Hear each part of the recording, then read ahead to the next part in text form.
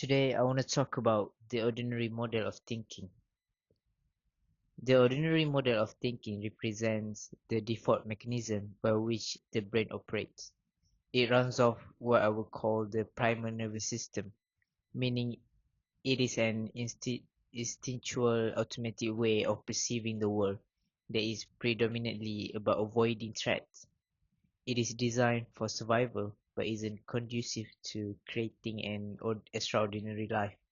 And because it is the default of natural way of operating, it requires very little energy. The brain is designed to identify problems it perceives as a possible threat, and this tendency to prioritize threats is why, as children, we unconsciously created so many limited fear-based meanings or beliefs from the experiences of our lives. And as we saw earlier, the starting point for this method of thinking begins with our limiting beliefs.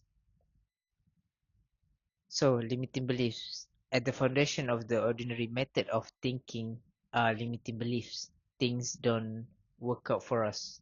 Other people can achieve or have, but we can't. Good things happen but don't last very long. So many of our beliefs originated from the scarcity, survival based, and competitive environment of our earliest ancestors. Food was scarce, threats were ever present, and death was nearly always possible or imminent. As a result of our ancestral environment, our nervous system, perceptions, and beliefs were shaped to support survival. Noticing what others had that we lack made sense. Worrying that at any moment we might be attacked by a natural predator or neighboring tribe was prudent. But our nervous system have not caught up with our advancements as a society, and so we still today carry many of our original programs even though they are no longer applicable to modern life. Most people begin each day having desires and goals, but believing consciously or unconsciously that they aren't possible.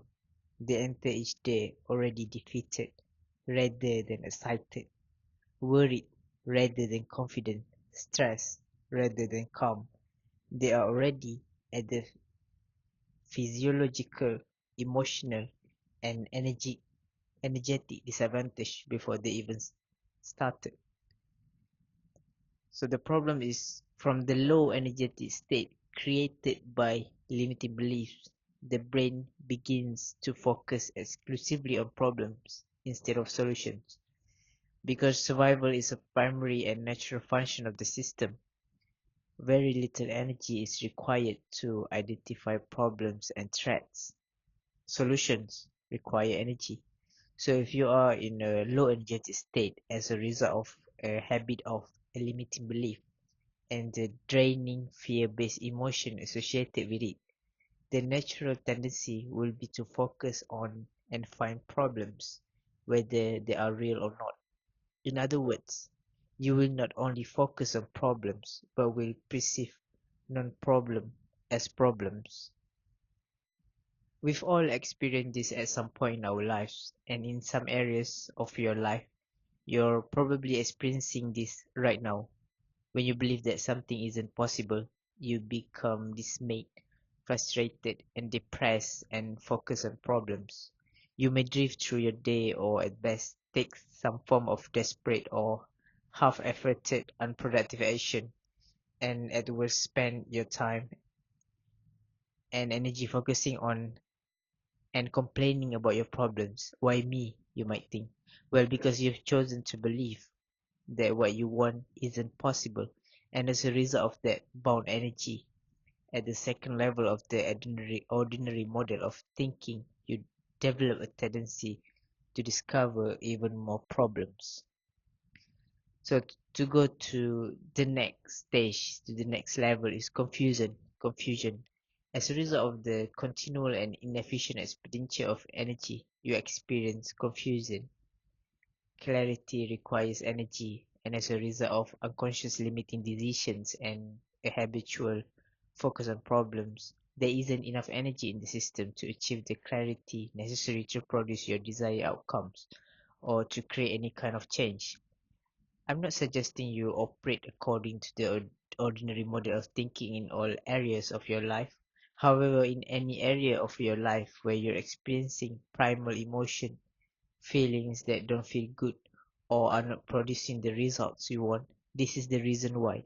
You can't see a way through because you don't have the energy or clarity required to solve the problem. Most people want more clarity around how to make more money or to discover their purpose or to find the right strategy to grow their business.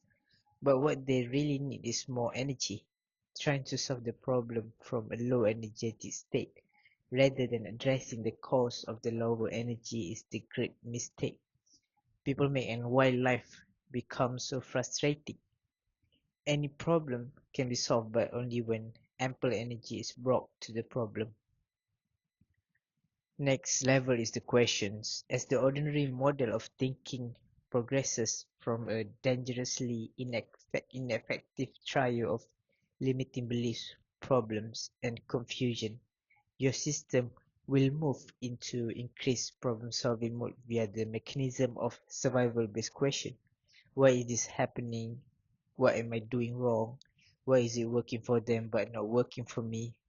Left to its own devices, your mind will begin to try to solve the problem by asking a series of highly ineffective and unproductive questions that in and of themselves simply perpetuate even more low-level and stressful emotions. Questions are powerful, and the quality of question you ask will determine the quality of the answer. When you ask questions from a low energetic state, you will always get answers that perpetuate those negative emotions.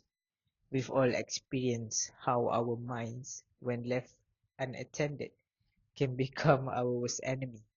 The resulting stress, anxiety, and overwhelm compound and compel us into such a state of uselessness and reactivity that we either become hopelessly paralyzed or frantically inefficient. Next is fear, limiting beliefs, a focus on problems, confusion, and disempowering questions consistently produce the same singular result, which is fear. I like to call fear forgetting everything about reality. Because every time we experience fear, we can look back on the past and see that the fear was unfounded. And yet, we engage in this self-inflicting process time and time again.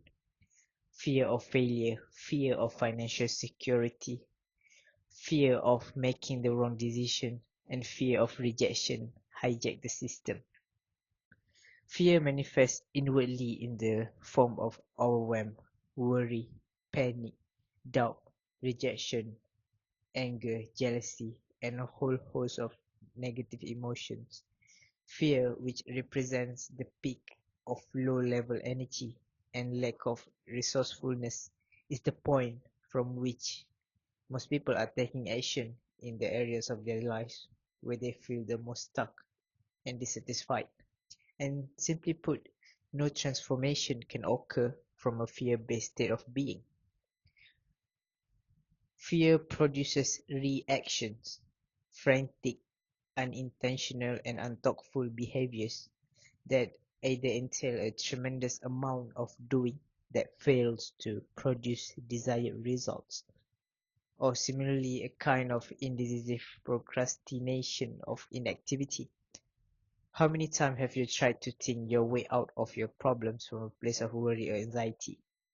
Very much like a tumbleweed, you likely drifted through these worry-filled areas of your life, aimless and unfocused, easily dislodged and without purpose or direction. Left unattended, this leads to depression, anxiety, a general hopelessness, or convincing yourself that your life is good most of the time, settling for something less than your true vision and desires, and falling short of both your full potential and the abundance that is your birthright.